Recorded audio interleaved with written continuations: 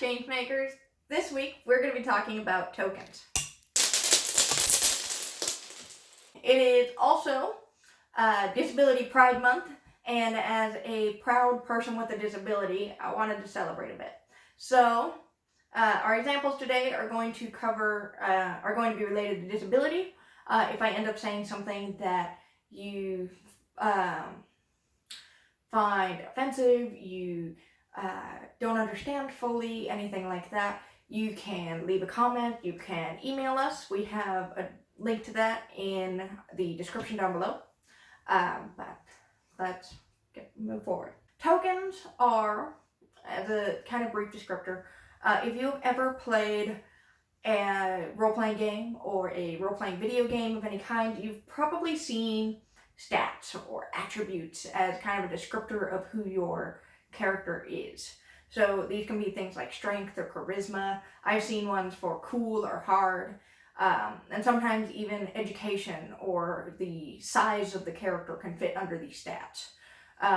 For ChangeMakers, tokens are replacing that system. So instead of having natural, this is just who you are, tokens are now showing more of the effort surrounding those kind of things. So there are three main reasons why we pick tokens over stats. The first one is because tokens are fun to play with.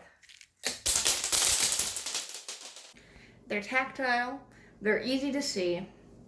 I mentioned this in an earlier video, but being able to kind of fiddle with these things as toys, as ways to interact with it, are more helpful for kids or people who have a lot of trouble focusing, because they're still engaging with the game, even if they are technically distracted by having to play with tokens. So as you can see, they're obvious colors, they're easy to tell, they're bright and engaging. They're also so tactile, in fact, that you can see when there's a lot and you can see when there's like none. Very, very easy to tell. This helps a lot for people who might have dyscalculia, numbers dyslexia. Dyscalculia. Yeah. Numbers dyslexia. This is really helpful for people who have numbers dyslexia. They don't have to interact with a static number and hope that they don't mix it up all the time. This is helpful for blind people in that now they have something that they can physically interact with, instead of hoping that they can remember their numbers or write them really, really big. This also helps for people like myself who tend to want more visuals instead, to be able to kind of connect the dots when I miss what's being said. Watching tokens exchange hands kind of helps me understand what just happened that I thought I might have heard. It can also help people who are more neurodiverse. It gives them something to fiddle with.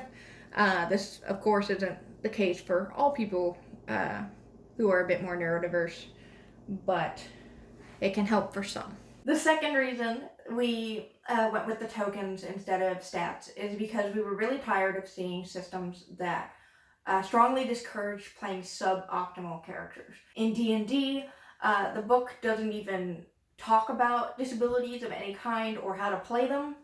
Call of Cthulhu takes disabilities and adds sanity damage. It'll add caps on certain stats, so you can't be optimized in those situations.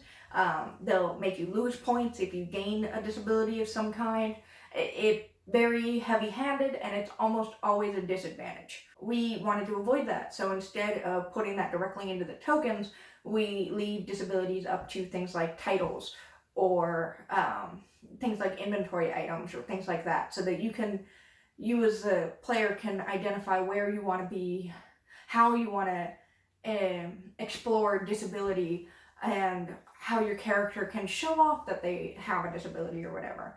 And it's on your terms instead of on game terms. The final reason that we wanted to do tokens is because we wanted to support effort and planning over natural talent. Again, stats are always about who you are at an absolute baseline, and disabilities are usually require a little bit more work. To put this in a disability perspective, a famous deaf quote is that a deaf person can do anything a hearing person can do except hear. And that is true, but it certainly doesn't come from luck. It's usually a bit of hard work will get you to the same level, the same playing field. As for that quote came from a man. He is the first deaf president of Gallaudet University, which is the first deaf college in America. For him, just to become president, that actually required quite a bit of work. Not only did he need to build up all of his credentials, he spent a long time trying to build up those credentials and become a good president worthy of being the president of Gallaudet University, and he ended up turning in his application, and he made it to the top 3 candidates. There was a hearing woman and 2 deaf candidates, one of which was I. King Jordan. At this point, it's up to the Board of Trustees to decide who's going to be the president, and in this case, they decided that it was going to be the hearing woman. They decided this all on their own. The student body at Gallaudet had been rallying and supporting having a deaf president. They were supporting specifically I. King Jordan for a lot of it, but a deaf president in general was a really big deal for Gallaudet. But instead, they picked the hearing candidate. At first, I. King Jordan was okay with this. He thought it was fine. He later decided that after thinking it over, he kind of went, no, that doesn't quite sound right. We deserve a deaf president. That should be a thing. We're perfectly capable. Why don't we have one yet? And so he decided to fight for that eventually. Before we get to that point, though, the student body was actually really pissed that they didn't have a deaf president for this round. They ended up having a march down to the Board of Trustees while they were having a meeting to try and have a conversation with them as soon as they found out, which they had to find out on their own. Nobody told them that their president had been announced. They went out of their way to go find out that information. But they made it down there. The Board of Trustees would refuse to talk to them until one member came out and basically told them that the reason that they didn't hire the deaf candidates, and either of the deaf candidates, was because deaf people cannot function in a hearing world. Which obviously you shouldn't tell a group of angry deaf protesters that. So this continued the rallies. The second day, they hotwired some buses and barricaded the front gates of Gallaudet until the Board of Trustees was willing to hear their demands. They had 4 demands, one of which was fire the lady who said deaf people can't function in a hearing world, and another one was to have a deaf president. The Board of Trustees still wouldn't listen, and eventually it came down to press conferences and such. There was a press conference announcing that the hearing candidate was officially elected as the president of Gallaudet University. This is also when I. King Jordan shows his public support for the hearing candidate. That evening, they ended up on Nightline. So this is public TV, all of that. It was broadcast live, and it was with the hearing candidate and one of the big protesters. He was one of the leadership positions, and they were on there. This is also a huge deal for deaf people because deaf people often didn't watch TV. There was no closed captions at the time, so it didn't really mean anything to watch the news. That night is when I. King Jordan decided that he wanted a deaf president for Gallaudet. He thought that was right. So the next day, when they had another protest, he went out of his way to talk to them and have a big rallying speech with them about, hey, you guys deserve this. You should have a deaf president. It doesn't need to be me, but you should have one. In meta terms, they'd gain more tokens. They had a big resurgence of energy of just, hey, we can have dreams too, we can do this, we can do this. And that's just more rallying cries of Death Prez Now, all of that. That was a huge deal. They marched all the way back down to the board of directors and had yet another conversation with them. And that following morning, as soon as the hearing candidate resigned, they had wanted they had had plenty of chances to talk to the people, talk with the student body and show that they could be a good president, but they gave up at that point.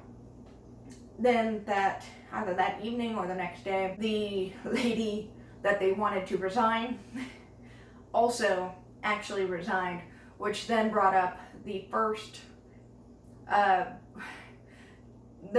deaf chairman of the Board of Trustees for Gallaudet University was elected.